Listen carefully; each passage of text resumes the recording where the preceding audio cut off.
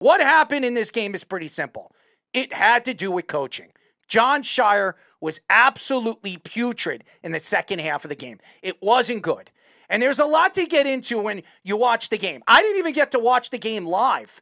I actually watched the replay of the second half because I was actually DJing and working. And now it sucks because I couldn't really pay attention. I did have it on my phone. I did have the game on, but I couldn't really pay attention to it. The problem here is Jon Scheyer had no answers in the second half with 10 minutes left, inbounding the ball. They had so many problems in the game, especially in the second half, inbounding the ball. And that was the problem. And again, the defensive side of the ball for the Duke Blue Devils was fine.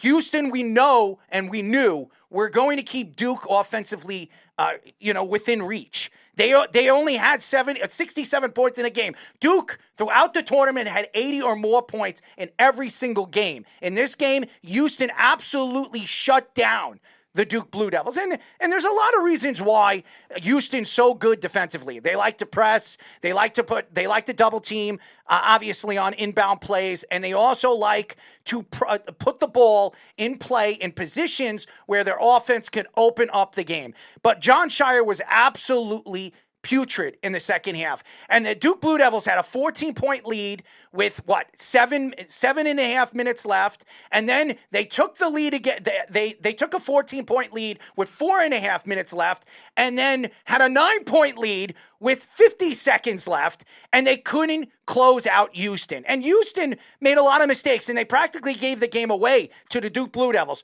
But it was just absolutely terrible coaching by Jon Scheyer. Jon Scheyer, I don't know if he understood where he was and the position he was in with the talent that he had on the basketball court. And Houston, I'm not saying Houston didn't have a good season. They were the number one seed in their bracket. They were sensational all season long, but they're not one of the better offensive teams in this tournament. As a matter of fact, they're one of the worst offensive teams in this tournament. And what threw me off was just every single thing. First of all, they called too many timeouts early in the game, which cost Scheyer with the last 3 minutes of the game not to have a timeout. And when you're trying to draw up plays, especially when Houston is calling a timeout, the advantage goes to Houston. And at the end of the game, you could have obviously understood what Jon Scheyer was going to do. Who did he go up to with the last, 17 seconds left of the game? He went to Cooper Flagg. And Houston knew who the ball was going to. They knew it was going to Flagg. So why, if you know, and there was the last play of the game for the Duke Blue Devils, and I'm not going to blame this on Cooper Flagg. This isn't Cooper Flagg's fault. This isn't the players' fault. This is one of the more talented teams and one of the better recruiting classes the Duke Blue Devils have ever had. If you look at the recruiting class that they brought in with Proctor and Knubel, and obviously Flagg, they have a tremendous amount of talent on this roster, defensively and offensively. And going into this game, they were obviously the favorites of coming out. But again, it was just terrible play calling by Jon Scheyer. Even at the end of the first half, I watched the end of the first half, and even though Duke had the lead, there was a lot of questionable play calling by Jon Scheyer on the sidelines. And Jon Scheyer was standing up really the whole second half, because I remember against Alabama, especially the last 10 minutes of the game, even though Duke had a huge lead throughout the last 10 minutes of that Alabama game, Jon Scheyer understood that where his team was, in the position that his team was, and what we've seen Alabama do in this tournament, that he could get into trouble. And Alabama could go on this 7-point or 8-point drive. And it wasn't like that with Houston. Houston was reaching really throughout the second half. They were forcing up shots. They weren't really challenged on some of the shots. They were forcing up jump shots. It wasn't one of those games that you could say, well, Houston just completely outplayed the Blue Devils with the last 7 minutes of the game. They didn't outplay the Blue Devils. They really didn't. The Blue Devils actually outplayed Houston, but made a tremendous amount of mistakes. And the rebounding in this with the last 7 minutes of the game, if you look at the rebounds, and I could bring up the numbers in the last part of the game. First of all, they outscored Duke 42-33. Do you want to know something? They scored 90% of their points with 7 minutes left in the second half.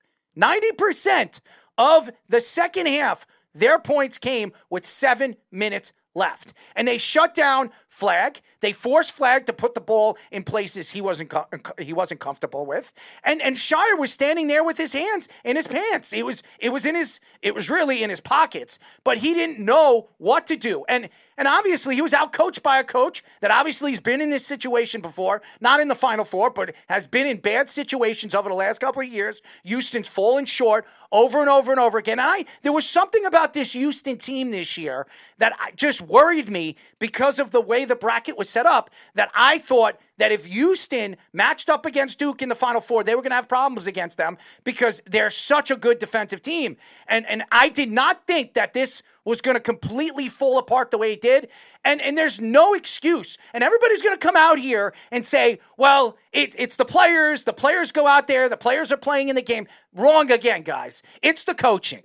It is all about the coaching. You have all the talent in the world, and all you got to do is call the timeouts in the right places at the right parts of the game. And if he did that the way a coach is supposed to do that, maybe they don't let them go on these runs that they were going on. They had a 9-point lead with 51 or 52 seconds left. How the hell did they score 9? Actually, they scored 10 or 11 points with the last 55 seconds left of the game. Duke should have shut them down. They should have made them go to the hole. They shouldn't have put themselves in a position where they were getting open jump shots, and that was the problem in the game. And this all has to do with coaching. Scheyer does not, and I repeat, does not understand the value of a point or a value of a shot and how a game could absolutely, fall and fall the way it did in the game. I watched enough of college basketball over the years, watching the Duke Blue Devils. I watched Coach K fall apart over the last couple of years. Duke hasn't won a championship in over 10 years. But this was their best chance. This was their best recruiting class when you look at the talent that they had on their side. Now, they didn't have a great bench throughout the tournament, but you don't need it. Usually a team plays 7 guys, especially a good, high-performing team. And that's what Duke is. They're going to play a lot of Flagg, they're going to play a lot of Proctor, and they're going to play a lot of Knuppel. And that's what they did in the game, but they started to get in foul trouble in the second half of the game, and they started to use their bench. And some of these guys, obviously on the sidelines and inbounding plays, they're not as good when we've seen them in certain games in this tournament. And again, it goes to coaching, calling certain plays, calling the right plays, putting the right players in the right positions. And Jon Scheyer at the end of the game at the press conference, even though you would expect a coach to take responsibility of what happened, I wouldn't say that Jon Scheyer had said that. Jon Scheyer said, listen, they were the better team with the last 4 minutes of the game. We made a lot of mistakes, and that's why we lost. If I was Jon Scheyer, I would have went out there, listen, I blame myself. This is my fault. I have to be better. I have to be a better coach. I told you guys why it worries me in a big part of these tournament games. Do I trust Jon Scheyer making the right calls, making the right plays, making the right adjustments? I don't trust him. I don't trust him. And this goes on and on and on and on from what I could say what Coach K was thinking when he brought Jon Scheyer in. Now, I'm not saying Bobby Hurley would have done a better job or any of the other guys that I thought were better candidates than Jon Scheyer.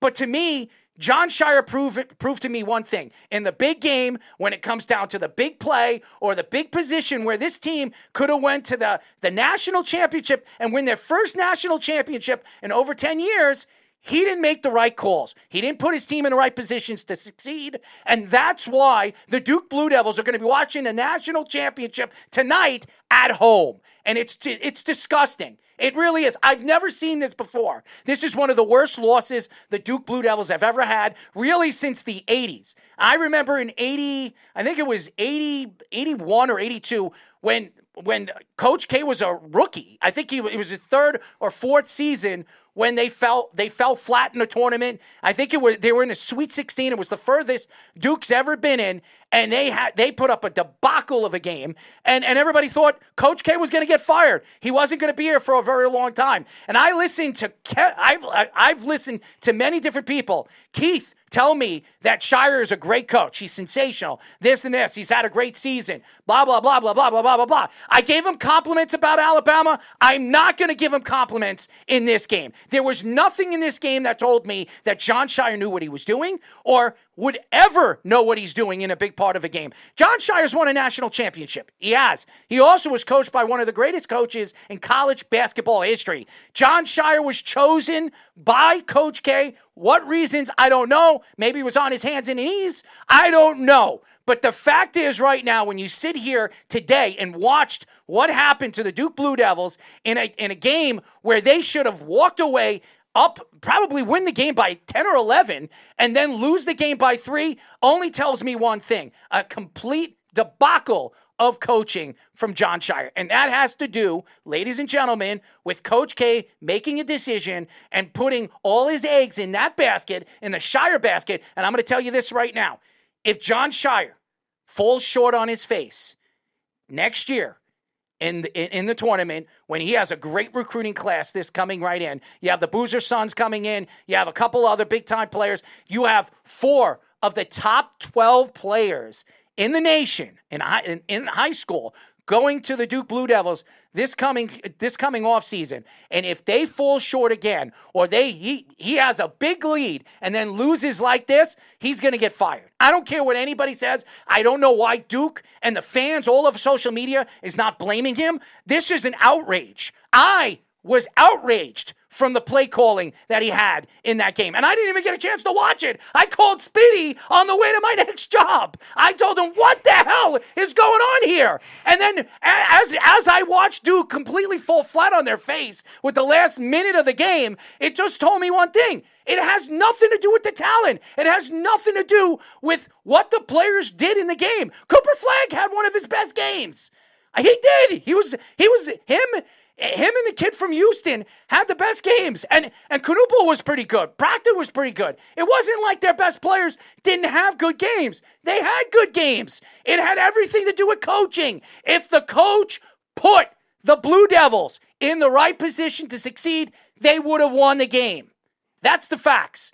And I don't care. Congratulations to Houston, by the way. I'm not going to take anything away from them. They played hard. They went out there, and they didn't say die. They never said die in the game. No matter how bad the score was and where they were and the way they were, it was positioned with 4 minutes left. They went out there. They played hard. They played defense. They made sure they challenged Duke every part of that last 4 minutes and made Duke make a tremendous amount of mistakes. And that's why Duke didn't have a field goal in over 7 minutes, because of the defense of Houston and the problems they had inbounding the ball.